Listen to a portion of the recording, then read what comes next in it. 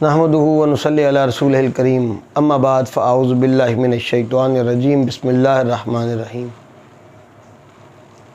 عزیز دوستو، السلام علیکم ورحمۃ اللہ وبرکاتہ۔ آج کا ہمارا موضوع ہے کہ اپنے تعلقات اللہ کے لیے جوڑو اور اللہ کے لیے توڑو۔ مطلب محبتیں اور نفرتیں یہ سب چیزیں اللہ کے لیے کرو۔ اس کا ایک معاملہ ہم رہنمائی لیتے ہیں محبوب الہی حضرت نظام الدین اولیاء کی بارگاہ سے، جو چشتی سلسلے کے پیشوا ہیں۔ اللہ رب الکریم ان کے صدقے، ان کی عبادتوں کے طفیل ہمیں بھی عبادتیں کرنے کی، سنت مبارکہ پہ رہنے کی اور ایمان پہ دنیا سے اٹھنے کی توفیق عطا فرمائے۔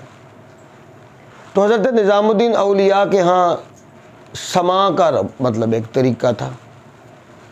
سلسلہ علیہ چشتیہ شریف میں سماع کروائی جاتی ہے۔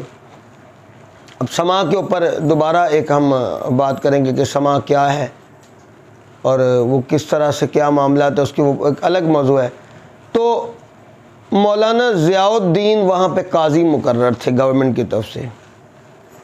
تو ان کی یہ ڈیوٹی تھی کہ وہ جب کوئی اس طرح کا معاملہ دیکھتے جس کو وہ لوگ صحیح نہیں سمجھتے، یعنی دین کے مطابق وہ ایسا سمجھتے کہ یہ قرآن و سنت کے عین مطابق نہیں ہے، تو اس کو بند کروا دیا کرتے تھے۔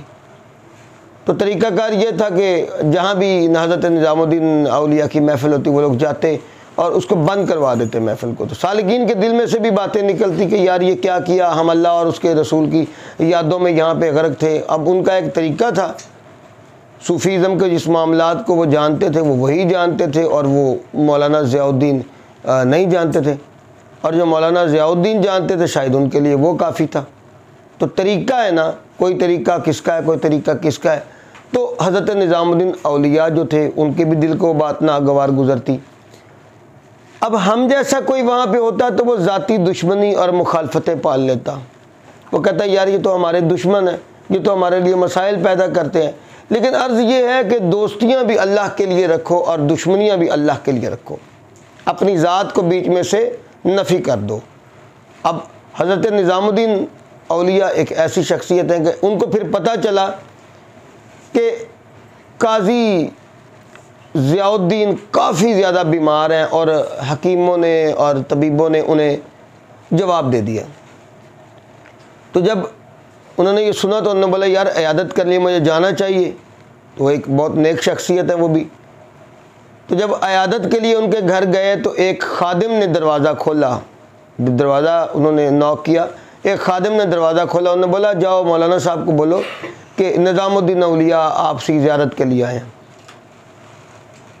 تو مولانا صاحب نے جب یہ معاملہ دیکھا تو انہوں نے بولا یار، اب جو انہوں نے الفاظ بولے وہ میں نہیں بول سکتا، انہوں نے بولا یار ان سے ہمارے کچھ معاملات اچھے نہیں رہے، ہم ان کی محفلوں میں خلل ڈالا کرتے تھے، ان سے بولو یار میرا آخری وقت ہے اور میں چاہتا نہیں کہ میری آپ سے ملاقات ہو یا آپ سے میری کوئی بات بحث مباحثہ ہو یا اس طرح کی کوئی چیز ہو، اس لیے میں آپ سے نہیں مل سکتا۔ مقام آپ کا اپنی جگہ حق ہے، سچ ہے، آپ صوفی ہیں اور آپ کا کمال مقام ہے، لیکن میں آپ سے مل نہیں سکتا، کیونکہ وہ سماع کو بدعت سمجھتے تھے۔ تو اب معاملہ کیا ہے، جب حضور نظام الدین اولیاء کی بارگاہ میں ان کا خادم آیا اور اس نے یہ سارا معاملہ بیان کیا تو حضرت نظام الدین اولیاء تھوڑے پریشان ہو گئے۔